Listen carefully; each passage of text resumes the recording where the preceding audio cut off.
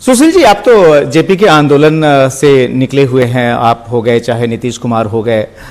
मैं आपसे ये जानना चाहता हूं कि नैतिकता की राजनीति भी आप लोगों ने जेपी के अंडर सीखी, फिर जो है सो क्यों है कि पार्टियों में तोड़फोड़ करानी पड़ती है। बिहार में जाहिर है एमएलसी के चुनाव हो रहे हैं और उसके पहले आपने बिहार में आरजेडी को एक तरह से कह सकते हैं कि विधान परिषद के लेवल पर बिल्कुल तोड़फोड़ ही कर दी, और तेजस्वी खुलेआम आरोप लगा रहे हैं आप लोगों पर कि आप लोग उनकी जो है एमएलसीज को जो है लेके जा रहे हैं, तोड़ रहे हैं उनकी पार्टी को। ऐसा क्यों करने की आवश्यकता पड़ी है? अगर मान लीजिए उसी पार्टी के अंदर अगर इतना अपराध, इस तरह की मनोवृत्ति रही है, तो ऐसे लोगों को क्यों जो है अपने साथ शामिल करना या अपने गठबंधन की पार्टी में शामिल करना?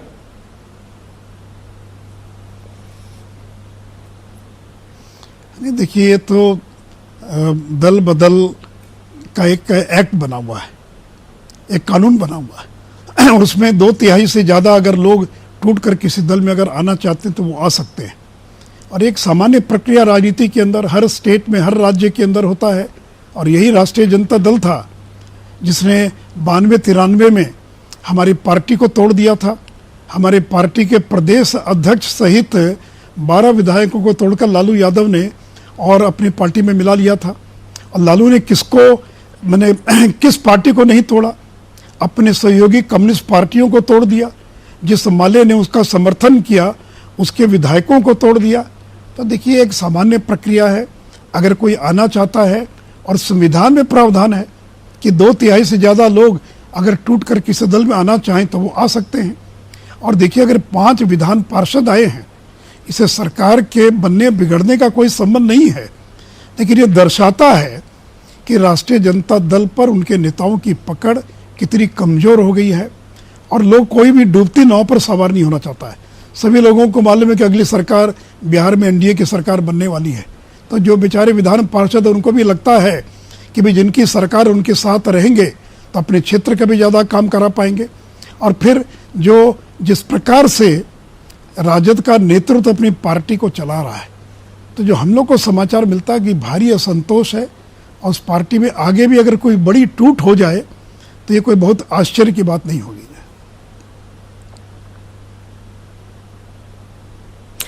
यह आशंका खुद आरजेडी को भी है और आपके हिसाब से लालू ने जो किया उसी का बदला एक तरह से आप भी जो है सो निकाल रहे हैं। लेकिन अब मैं आपके एजेंडे पे आता हूं, सरकार के सुशासन के एजेंडे पर, जिसको कि आप लोग पिछले 15 साल से लगातार पिच करते रहे। सुशील जी, आपके पास उप मुख्यमंत्री के साथ साथ, नहीं ठीक है, वो जो है सो उसके लिए आप दूसरा शब्द इस्तेमाल कर सकते हैं, लेकिन मैं ये कह रहा हूं कि अगर आपके एजेंडे पर आए, कोर एजेंडे पर, विकास का एजेंडा, सुशासन का एजेंडा, आप उप मुख्यमंत्री के साथ साथ बिहार में वित्त मंत्रालय भी आप ही के पास है। अभी जब ये कोरोना का संकट हुआ, उसके बाद से देश के प्रधानमंत्री नरेंद्र मोदी ने सभी राज्य सरकारों को आह्वान किया कि आप जो है मौके का फायदा उठाइए, भारत को ग्लोबल मैन्युफैक्चरिंग हब हमें बना देना चाहिए, और हर जगह सुधार, हर जगह इसके लिए तैयारी की बात हुई। आप मुझे ये बताएं कि बिहार जिसके पास इतना बड़ा टैलेंट पूल है, यही बिहार के लोग पूरे देश और दुनिया में जाकर बड़ी बड़ी फैक्ट्रियों, बड़े बड़े संस्थानों को चलाते हैं। बिहार में ऐसा माहौल आप कब बना पाएंगे कि यहां पर बड़ी कंपनियां, बड़े उद्योग धंधे आकर लग पाएंगे, और जो आप विकास की जो बात करते हैं, लोगों को यहां से बाहर न जाना पड़े बल्कि रिवर्स माइग्रेशन शुरू हो, यह प्रॉमिस जो है आप कब तक कर पाएंगे कि कब तक इस तरह की चीजें एग्जीक्यूट हो पाएंगी?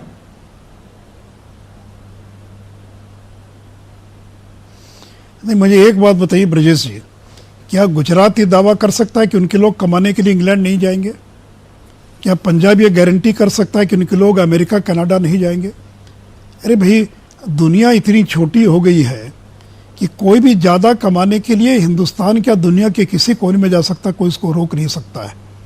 इसलिए जो विकसित राज्य हैं, उन राज्यों के लोग भी ज़्यादा कमाने के लिए और अन्य देशों में जाते हैं। पूरा का पूरा केरल के लाखों लोग और गल्फ खाड़ी के देशों के अंदर जाते हैं। तो बिहार में तो बाहर जाकर कमाने का एक कल्चर पिछले 150-200 सालों से रहा। ये कोई आज की नई संस्कृति नहीं है, या ये एक पुरानी संस्कृति है, और लोग जो है बाहर जाकर काम करते हैं, इसमें कोई गलत नहीं है। लेकिन जो दूसरा सवाल किया आपने कि उद्योगों के बारे में, तो एक बात समझ लीजिए कि बिहार में आबादी का घनत्व दुनिया में सर्वाधिक जिन देशों के अंदर या जिन जगहों पर होगा उसमें से एक है। बिहार के अंदर प्रति वर्ग किलोमीटर 2011 की जनगणना के अनुसार 1103 लोग रहते हैं 1 वर्ग किलोमीटर में, और अगर 2021 की जनगणना होगी तो आंकड़ा बढ़कर 1300 हो जाएगा, जबकि देश का औसत 450 के आसपास है। तो देखिए बिहार के अंदर जमीन जो है कि बहुत बड़ी कमी है। अगर 25 एकड़ जमीन चाहिए तो लैंड होल्डिंग इतनी छोटी है कि आपको 25 किसानों से जमीन लेनी पड़ेगी, तब आपको 25 एकड़ जमीन मिल पाएगी। इस एक बात को ध्यान रखिए आप कि यह अगर जमीन का कॉन्स्ट्रेंट नहीं होता, आज हम चाहें तो 500,000 एकड़ जमीन नहीं दे सकते हैं। लेकिन एक सौभाग्य की बात है कि बिहार की बंद पड़ी चीनी मिलें जिनको बेचने का हमने 3-3 बार प्रयास किया, कोई सामने खरीदार नहीं आया, तो उसकी करीब 2200 एकड़ जमीन, 2200 एकड़ जमीन हमको उपलब्ध हो गई है, और अब जमीन का कोई संकट नहीं है। और माननीय मुख्यमंत्री जी ने उस दिन सर्वोदय जो प्रधानमंत्री जी के साथ बैठक हुई तो उसमें कहा कि आप भी किसी को बिहार भेजिए, हम 1000 एकड़ जमीन देने के लिए तैयार हैं।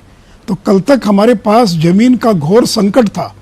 और ये भी बता दूं कि अगले 5-7 दिनों में नई औद्योगिक नीति हम लाने जा रहे हैं, जिसमें बाहर से आने वाले उद्योगों को और अधिक हम रियायतें देने जा रहे हैं। तो बिहार सरकार ने अपना पूरा ध्यान इस बात पर केंद्रित कर रखा है क्योंकि हमारे पास अब जमीन उपलब्ध हो गई है, 2200 एकड़ जमीन है। कोई अगर आकर उद्योग लगाना चाहेगा तो हम उसको जमीन दे पाएंगे। औद्योगिक नीति में भी हम संशोधन कर रहे हैं। तो मुझे भरोसा है कि आगे आने वाले दिनों में अच्छी संख्या में लोग यहाँ पर निवेश करने के लिए आएंगे। लेकिन ये ध्यान रखिए कि बिहार के अंदर ये एग्रीकल्चर स्टेट है, और जब कंबाइंड बिहार भी था, झारखंड और बिहार, तो जो इन्वेस्टमेंट आता था आपने बताया भी कि जो है सो घनत्व काफी है आबादी का, और ऐसे में अपनी लिमिटेशन है। सुशील जी, एक जो है सो निश्चित तौर पर बिहार की अपनी कंपल्सन